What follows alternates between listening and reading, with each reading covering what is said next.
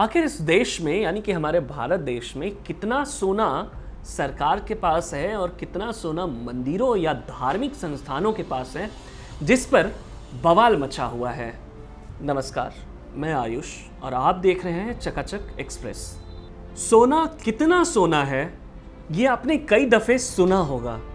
देश में corona virus के अलावा एक और चर्चा सुनी जा सकती है, वो है सोना। वो सोना जो देश के कई प्रसिद्ध मंदिरों में भक्तजन सदियों से चढ़ावे में चढ़ाते आ रहे हैं।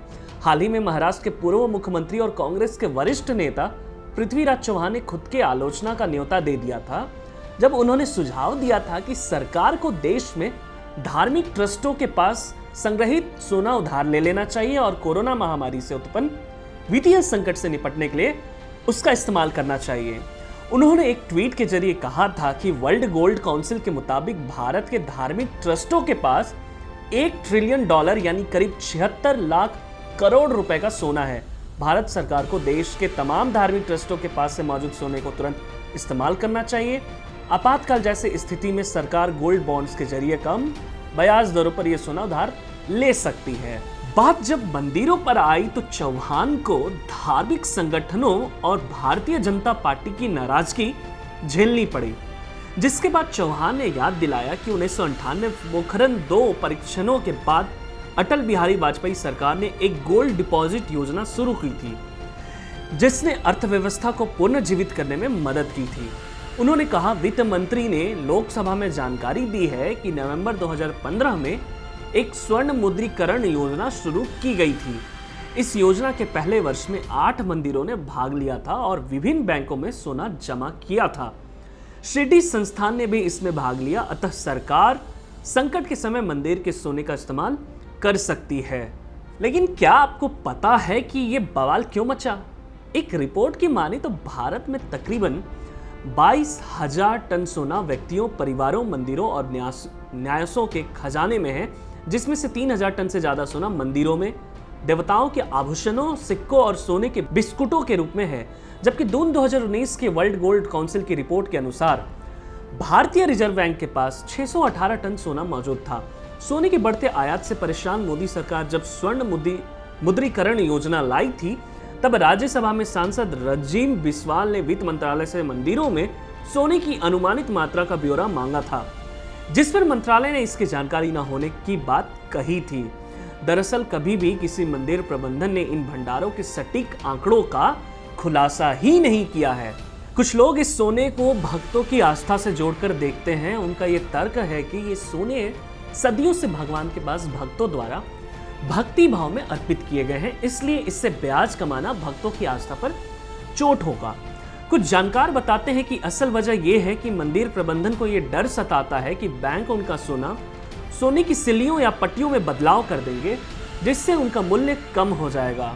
त्रावणकोर देशवम बोर्ड के एक सूत्र के मुताबिक 1962 के भारत चीन युद्ध के समय ऐसा वाकया देखने को भी मिला था। वैसे आपको बताते चले कि इससे पहले भी 1999 में सरकार ने ऐसी योजना लागू की थी, लेकिन वो योजना असफल रही।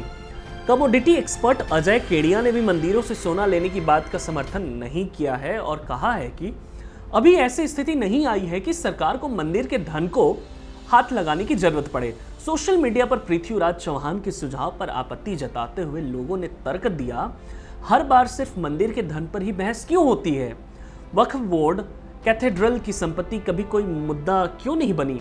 भाजपा के राज्यसभा सांसद राकेश सिन्हा ने दावा किया है कि कैथेड्रल चर्चों के पास इतनी जमीन है जिसकी अनुमानित कीमत 7,000 करोड़ है। वक्फ की अनुमानित संपत्ति 60 लाख करोड़ है। आपको बताते चले कि अल्पसंख्यक मंत्रालय ने 2016 में बताया था कि सच्चर समिति की रिपोर्ट के अनुसार भारत में 1.2 लाख करोड़ की कीमत 6 लाख एकड़ वक्फ भूमि है। हालांकि इसके अलावा देश में वक्फ की 16,937 प्रॉपर्टी अतिक्रमण पर हैं, जिन्हें अल्पसंख्यक मंत्रालय वक्फ की संपत्ति नहीं मानती। मंदिरों में जमा धन तब तक नहीं निकाला जा सकता जब तक कि भक्त इससे सहमत न हो, और ये सहमति तभी मिलेगी जब आस्था में बदलाव आएगा, जो कि आस्था एक निजी मामला है। आपका हमारा ये निजी प्रश्न है। कहने का मतलब ये है, आसान भाषा में अगर आपको बताएं तो देश के पास इतना सोना है लेकिन अधिक सोना मंदिरों के चढ़ावे पर है, जो कि भक्तों के द्वारा चढ़ाए जाते हैं।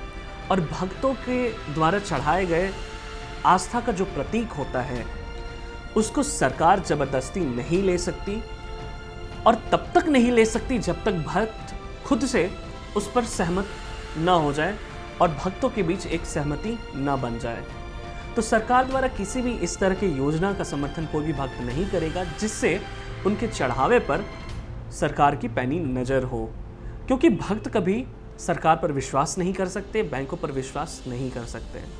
बाकी तमाम तरह की देश दुनिया की खबरों को देखने के लिए, सरल, सटीक और सत्य खबरों को देखने के लिए जुड़े रहिए चकाचक एक्सप्रेस के साथ। धन्यवाद।